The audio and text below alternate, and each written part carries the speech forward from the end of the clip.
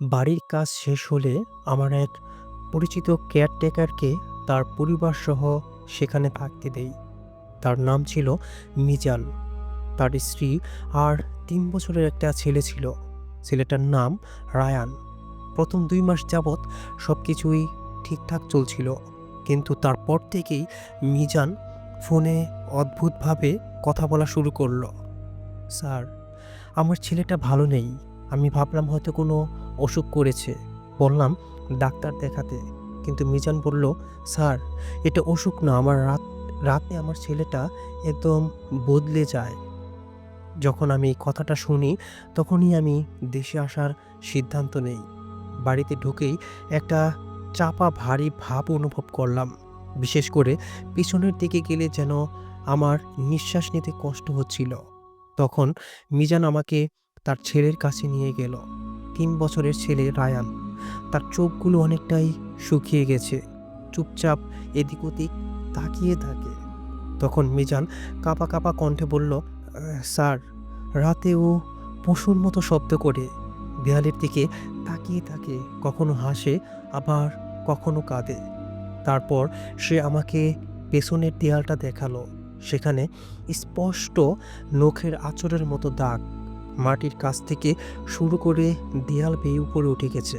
আমি বললাম, এটা তো কোনো পশুর দাগ। তখন মিজান মাথা নাড়ল। স্যার, এখানে কোনো পশু ঢোকে না। দরজা জানালা সব কিছুই বন্ধ থাকে। আমার মাথায় তখন সেই ইট পোড়ার ঘটনা ফিরে এলো। সেদিন রাতে আমি উপরের ঘরে শুয়েছিলাম। মিজান তার পরিবার নিয়ে নিচে শুয়েছিল। তখন রাত প্রায় ৩টা। হঠাৎ আমার মাথাটা ঘুরতে লাগলো। মনে হলো কেউ আমার বুকের উপর বসে আছে। আমি হাত পা নড়াতে পারছি না। ঠিক তখনই পাশের পরিত্যক্ত বাড়ি থেকে গর্জনের মতো একটা শব্দ ভেসে এলো। তো বন্ধুরা, সম্পূর্ণ ঘটনাটি আপনারা না টেনে শুনবেন, তাহলে ভয় এবং আনন্দ দুটোই পাবেন।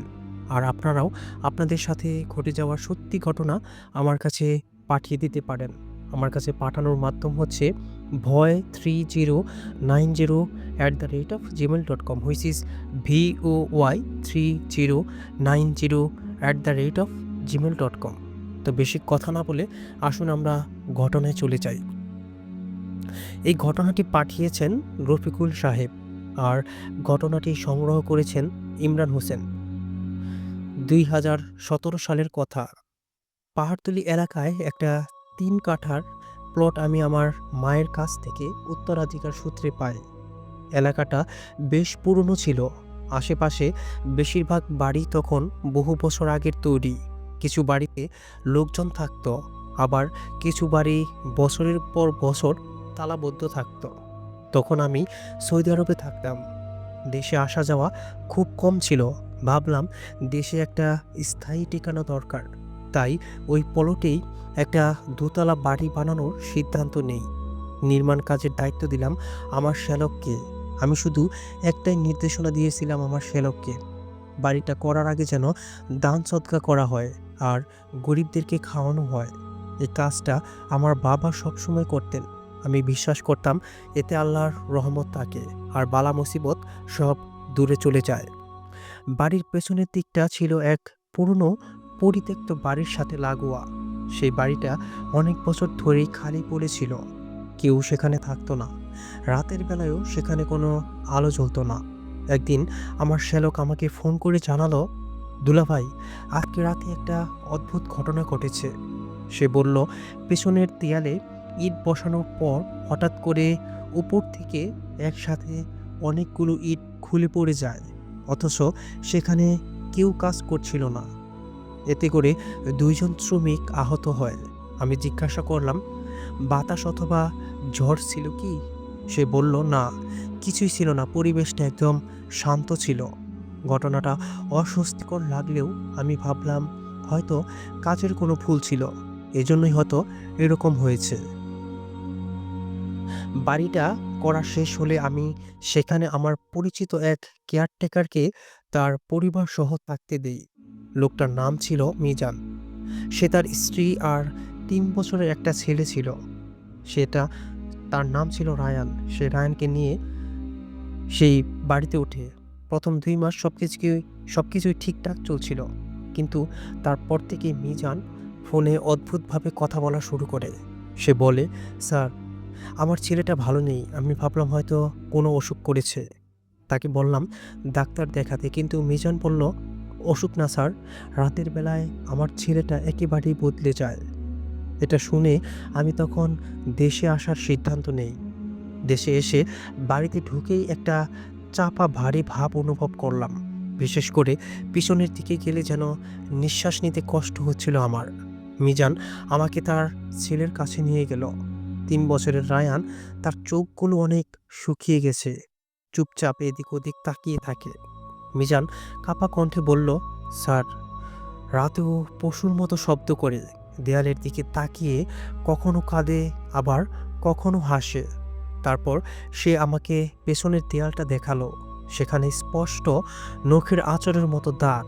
আমি মাটির কাছ থেকে শুরু হয়ে দেয়াল বেয়ে মাটির কাছ থেকে শুরু হয়ে দেয়াল বেয়ে উপরে চলে গেছে। আমি বললাম, "এটা তো কোনো পশুর দাগ।" মিজান মাথা নাড়ালো, "স্যার, এখানে কোনো পশু ঢোকে না। দরজা জানালা সব কিছুই বন্ধ থাকে।" আমার মাথায় তখন সেই ইট পড়ার ঘটনা ফিরে এলো। সেদিন রাতে আমি উপরের ঘরে শুয়েছিলাম।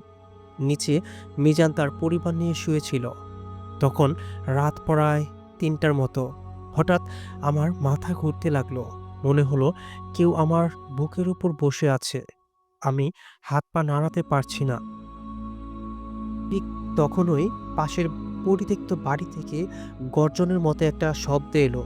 আমি জোরে জোরে আয়াতুল কুরসি পড়তে শুরু করলাম। এমন সময় চাপটা অনেকটাই কমে গেল। কিন্তু তখনই নিচ থেকে চিৎকার, "স্যার, স্যার, আমার ছেলেকে বাঁচান!" নিচে নেমে দেখি রায়ান মাটিতে গড়াগড়ি খাচ্ছে, মুখ দিয়ে লালা পড়ছে, আর তার চোখ দুটো উল্টে গেছে। মিজান কোরআন খুলে বসে আছে, আর তার স্ত্রী কান্নায় ভেঙে পড়েছে। আমি দোয়া পড়তে শুরু করলাম। কিছুক্ষণ পর রায়ান অজ্ঞান হয়ে গেল। পাশের এক পুরনো দোকানদারকে জিজ্ঞাসা করলাম ওই পরিত্যক্ত বাড়ি সম্পর্কে।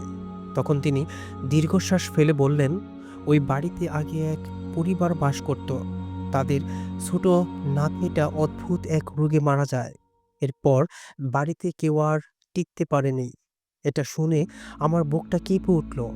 আমি এক পরিচিত আলেমকে ডেকে আনলাম। তিনি আমাদের বাড়ি দেখে বললেন, "তোমাদের বাড়িতে কোনো সমস্যা নেই। সমস্যা পাশের বাড়িতে। ওখানে এক অদৃশ্য সৃষ্টির বসবাস।" তিনি নির্দেশ দিলেন, ৩ দিন দান সদকা করো, বাড়িতে সূরা বাকারা তেলাওয়াত করো, পেছনের দেয়াল উঁচু উঁচু করে দেওয়া আরও। এই কাজ চলাকালীন প্রতিদিন রাতেই ওই বাড়ির থেকে কান্না, গর্জন আর চাপা শব্দ আসতো। আমি যতই ভয় পেতাম ততই কোরআন খতম পড়তাম। ১ মাস পর সবকিছু শান্ত হয়ে গেল, আর রায়ানও ধীরে ধীরে সুস্থ হতে লাগলো।